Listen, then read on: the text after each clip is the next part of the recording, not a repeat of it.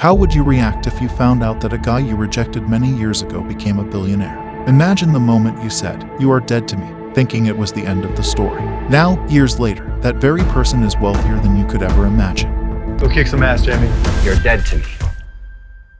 Sharks. Well, look who's back. Just 11 years ago, Jamie Siminoff stood before the Shark Tank panel and pitched his game-changing product. The first ever video doorbell built for the smartphone. Think of it as caller ID for your front door.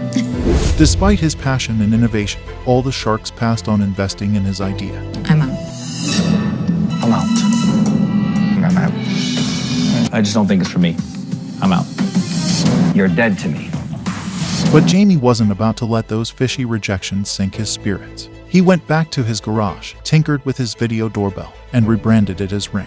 Now Amazon is buying the company for $1 billion. Making it one of Amazon's biggest purchases.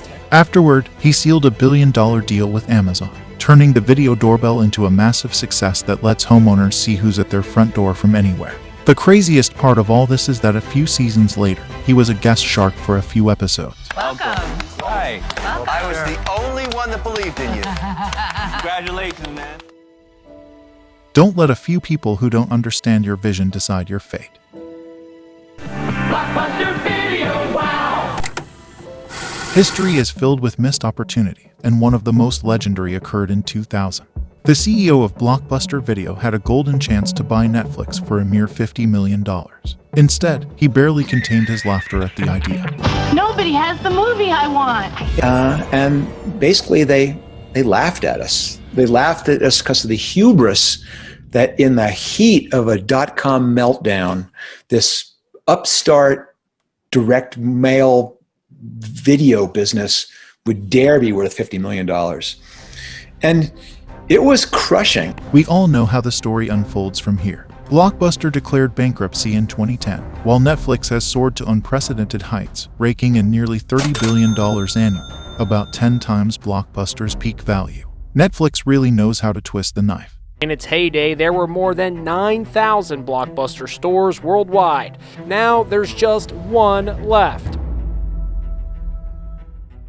Well, Melanie Perkins dropped out of university to start her own business, begging investors for money and even sleeping on her brother's floor. Despite having no connections in Silicon Valley, Perkins boldly pitched her idea to 100 venture capitalists, facing rejection every single time. Yet, she refused to give up. Today, Canva stands as a testament to her resilience, valued at an astounding $40 billion. It is now the world's most valuable startup founded and led by a woman. How hard was it to get started? Really hard. And we pitched hundreds of investors, getting rejected time and time again, which was really annoying at the time. I was quite literally living on my brother's floor. I tried 3 times for university. All failed. I applied for Harvard for 10 times. All failed. They don't even want to see me. He was the only person rejected when he applied for a job at KFC. Little did they know, he would turn that crispy rejection into the foundation of Alibaba, building a $178 billion empire. Applied jobs. 30 times got rejected. In 1994, discussed that I'm going to do something called internet. And 23 of them against it. They said, this is a stupid idea. We have never heard about internet. And you know nothing about computer. We talked to over 30 or 40 venture capitalists.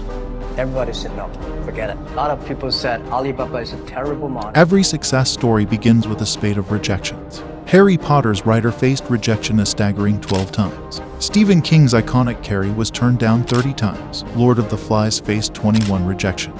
Even Twilight, the global phenomenon by Stephanie Meyer, was dismissed 14 times before becoming a bestseller.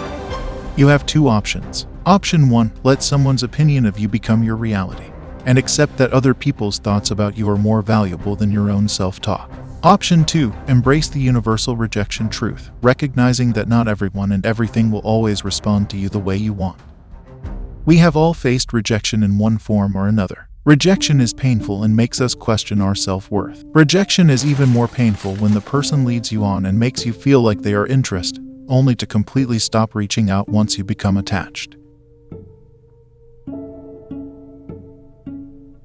Studies using fMRI scans have shown that the brain processes rejection like physical pain, activating the anterior cingulate cortex and the insula, The brain perceives social rejection as a threat to our well-being. There is a deep pain resulting from rejection that even death does not seem to rival, which can lead to extreme reactions. This is why some people resort to harming or even killing others when they face rejection. She repeatedly rejected a co-worker's advances, and police say it cost Nicole Hammond her life. I was telling him constantly that I'm not interested. He kept asking me to go coffee, and I said no. Who's my aunt? He drags me. We often see rejection as a failure because something has not worked in our favor. What we are unable to see is that beyond that rejection lies an opportunity. You may not be able to see it at the time, but as time passes, you will realize that it was actually a far better opportunity for you. I think that getting rejected from Shark Tank was the best thing that could have happened to Ray. The rejection gave him a greater incentive to improve, and the exposure he gained from it helped him immensely. The founder stood his ground like a boss and became a massive success afterward. Rejection doesn't make you unworthy, it helps you find your true worth. Rejection is only a step closer to your true purpose, or to the person that's meant to be in your life. The more you try to do things differently, the more resistance you'll face. If you live for people's acceptance, you will die from their rejection. Rejection doesn't mean you aren't good enough. It means the other person failed to notice what you have to offer. Don't expect people to see what you see. Never get upset when people reject you. Good things are always rejected by those who can't afford it. Sometimes, the people we like don't like us back. It's painful, but there's nothing we can do about it. You don't understand. I do understand. I know what it's like when someone doesn't feel the same way about you. It's someone you can't stop thinking about. It hurts. But love isn't about grand gestures or the moon and the stars. It's just dumb luck.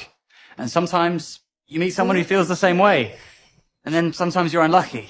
But one day you're going to meet someone who appreciates you for who you are. I mean, there's 7 billion people on the planet. I know one of them is going to climb up on a moon for you.